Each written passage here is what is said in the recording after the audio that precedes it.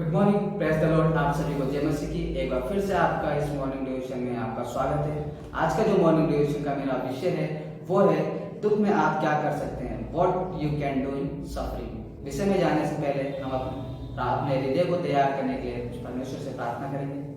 हे मेरे दयालु और अनुग्रहकारी मान पिता परमेश्वर, प्रार्थना करते पिता आज की सुबह में अपनी बुद्धि अपने ज्ञान से परिपूर्ण करना कि इस वचनों के द्वारा, इन मॉर्निंग डिवोशन के द्वारा हम सभी सीख सके। बोलने वाले आप नहीं बोलने वाले हम नहीं, परंतु आपके शब्द हो प्रभु जी। ये विनती और प्रार्थना प्रभु यीशु मसीह नाम से मांगता हूं, आमीन।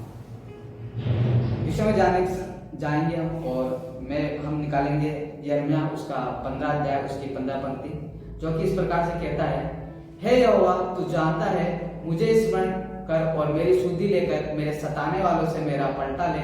तो धीरज के साथ क्रोध करने वाला है, इसलिए मुझे ना उठा ले। तेरे ही निमित्त मेरी नाम धराई हुई है।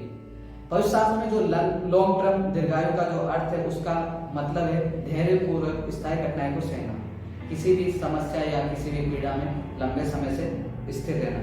और जब हम किसी लंबे पीड़ा या समस्या में गुजरते हैं तो हमारा सांस फूटने लगता है और छूटने लगता है। परंतु हम देखेंगे हबक्कुक की कुछ पंक्तियां, जैसा बाइबल में भविष्यवक्ता हबक्कुक ने अध्याय 1 दूसरी पंक्ति में कहा है, हबक्कुक ने परमेश्वर को पुकारा जब उसने देखा कि बेबीलोन के लोग इस्राएलियों को दंड दे रहे, उनके ऊपर अत्याचार कर रहे, और वो शिकायत करता है, हे यहोवा मैं कब तक तेरी दुहाई देता रहूंगा और तू ना सुनेगा? मैं कब तक तेरे सम्मुख उपद्रव चिल्लाता रहूंगा, क्या तू उद्धार नहीं करेगा? मोस्टली जो ये धीरज का शब्द का उपयोग पवित्र शास्त्र में क्या है, ये उन लोगों के साथ परमेश्वर के धैर्य को दर्शाता है जो उसके खिलाफ विद्रोह करते हैं। हम देखते हैं कि इजरायलियों ने परमेश्वर की आज्ञा को विद्रोह किया और वो सफरिंग में गए, पीड़ा में गए और दुख में गए। परमेश्वर असाधारण रूप से धैर्यवान हो सकता है, लेकिन वे बुराई की उपेक्षा नहीं कर रहा है। आप परमेश्वर चाहता है कि आप उस धैर्य में बने रहें, परंतु पाप ना करें। और हम देखते हैं कि प्रेरित पौलुस दूसरा पत्रस 3 की 3 अध्याय की 15 पंक्ति में कहता है, परमेश्वर का धीरज हमारा उद्धार है। और हाँ भाइयों, अगर हम परमेश्वर का धीरज नहीं होता तो हम सब के सब नष्ट हो जाते थे। उसका अनुग्रह ही और उसका धीरज है जो हमें अभी तक संभाले हुए और बचाए हुए।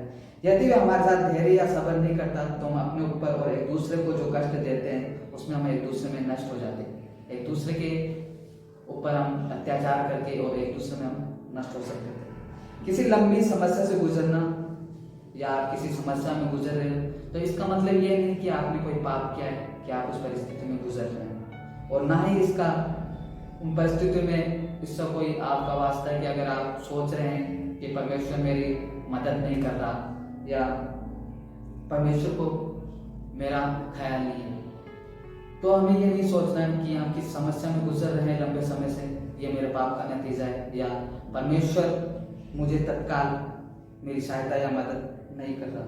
जब हम एक दूसरे को सहनशीलता के साथ सहन करते हैं तो हम परमेश्वर के अपने धैर्य का अभ्यास करते हैं और उसके उद्धार पर हम भरोसा रखते हैं। जब हम एक दूसरे को उनकी समस्याओं में, अपनी समस्याओं में एक दूसरे को उत्साहित करते हैं सहनशीलता से, तो हम उस धैर्य का अभ्यास करते हैं अपने जीवन में जो परमेश्वर हमारे जीवन से चाहता है, और हमारा उसके ऊपर उद्धार जो यीशु मसीह का हमारा है उसके अभ्यास को हम मजबूत बनाते हैं।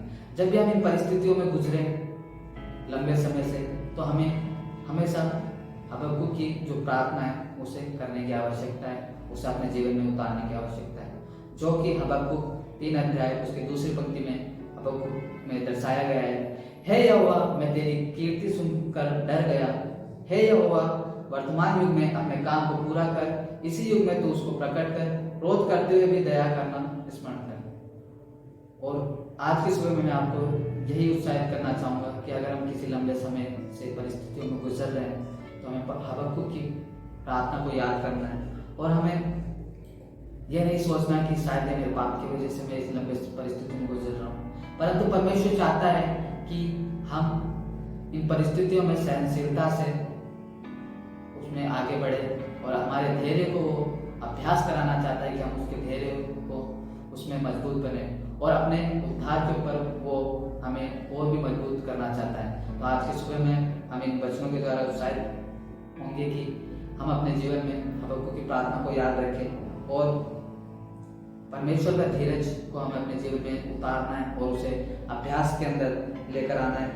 और इन परिस्थितियों में हमें पाप नहीं करना, परंतु धीरज को अपने जीवन में उतारना है और सहनशीलता के साथ बढ़ना है और एक दूसरे को उनकी समस्याओं में जो लंबे समय से गुजर रहे हैं उन्हें उत्साहित करना है और सहनशीलता से उन्हें बढ़ाना है। अगर आपको ये वीडियो पसंद आए तो आप इसे लाइक कीजिएगा, सब्सक्राइब कीजिएगा और अपने भाइयों और बहनों के साथ अविश्वास और विश्वास दोनों के साथ आप शेयर कर सकते हैं। धन्यवाद।